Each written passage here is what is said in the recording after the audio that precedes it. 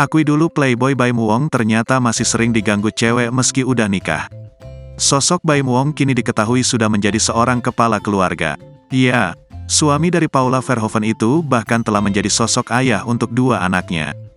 Perbedaan Baim Wong dahulu dan sekarang pun tampak terlihat jelas. Salah satunya yakni terkait perangai di masa lalunya, di mana ia mengakui sempat menjadi seorang playboy.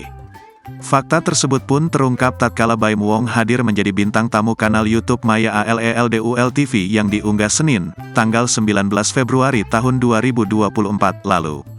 Pada kesempatan itu, mulanya Maya menanyakan ke Baim perbedaan suami Paula semasa single dengan sekarang. Apa perbedaan terbesar antara Baim Wong yang single dan Baim Wong yang sekarang yang punya anak dan istri? Tanya Maya Estianty. Yang pas single playboy kali ya, imbuh Maya. Dikit, jawab Baim Wong. Dan ya, tak dipungkiri Baim mengakui dulu ia memang sempat menjadi playboy. Hal itu pun disebutnya sebagai bagian dari kenikmatan masa mudanya.